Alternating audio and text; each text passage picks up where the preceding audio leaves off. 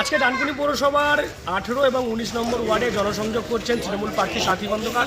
18 নম্বর word থেকে তার প্রচার শুরু হয়েছে। আমরা দেখেছি 18 নম্বর ওয়ার্ডে প্রবেশ করতেই কার্যত পুষ্প বৃষ্টি করে তৃণমূল প্রার্থী সাথী খন্দকারকে স্বাগত জানায় এলাকার মানুষজন, এবং তারপর 18 নম্বর ওয়ার্ডের বিভিন্ন এলাকায় ঘোরেন। মহিলারা বিভিন্ন জায়গায় দেখা যায় তাকে মালা পরাতে, পাল্টা সাথী খন্দকার তৃণমূল প্রার্থী তিনি পাল্টা সেই মালা আবার ফুরিয়ে তাদেরকে সচেতনতা দেখায়। এভাবেই গোটা 18 নম্বর ওয়ার্ড এবং 19 নম্বর ওয়ার্ডের বেশ কিছু এলাকা তৃণমূল প্রার্থী সাথী খন্দকার জনসংযোগ করলেন। হ্যাঁ, আজকে কোন কোন ওয়ার্ডে জনসংযোগ করা হলো? আজকে মেনলি জনসংযোগ করা হয়েছে আমাদের বিধায়ক সাথী খন্দকার এবং আমাদের প্রার্থী 18 নম্বর এবং 19 নম্বর ওয়ার্ড।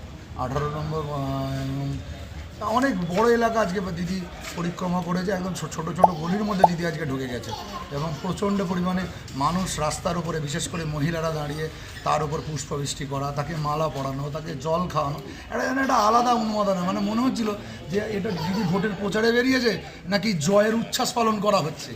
সেটা একটা অদ্ভুত ব্যাপার। দিদি প্রায় 2.5 ঘন্টা র্যালি করলো, দিদি হেসেই যাচ্ছে ঠিক আছে। মানে এবং ছেলে মেয়েদের মধ্যে একটা আলাদা একটা উন্মাদনাও ছিল।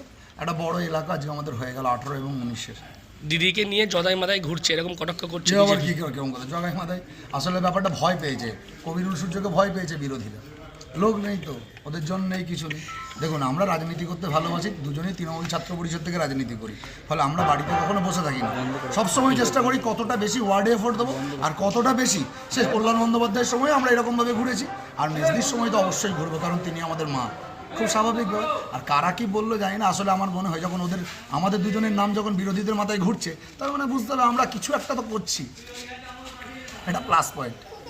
সূর্যোদয় সময় বলছে বুলডোজার দিয়ে এই চণ্ডীতলা থেকে তৃণমূলকে উৎখাত করে দেবে। একটু আগে বললাম তো, কালকে ও আর কত সিনেমা করবে বলুন তো। এর আগে তো সিনেমা করেছে ডানকুনিতে, আবার দেখছি কালকে জেসিপির ওপরে উঠে হাত নাড়তে নাড়তে যাচ্ছে। এমন দিন আসছে ওর, বলবেন, আমি বলেছি, ও তো বলেছে আমার নামে এক জায়গায় যে ওকে না সত্যিকারের জেসিপি চালাতে হয়, ওর দিন আসছে। এবং যেমনটা তৃণমূল নেতারা, বিশেষ করে দুটি ওয়ার্ডের কাউন্সিলর কবিরুল আলম এবং সূর্যতে যেমনটা বলছেন যে এটা কার্যত জনসংযোগ নাকি বিজয় উৎসব বোঝা মুশকিল, কারণ তারা যেভাবে আনন্দ উচ্ছ্বাসের মধ্য দিয়ে এই প্রচার অভিযান বা এই যে ভোট প্রচার করছে, সেটা কার্যত কর্মী সমর্থকদের যে উৎসাহ সেটা দেখেই লক্ষ্য করা যাচ্ছে।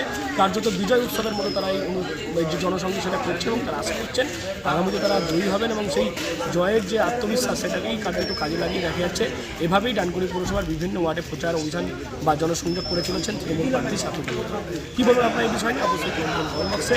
এরকম আরও খবরকে নজর রাখুন ডিএনএন বাংলা।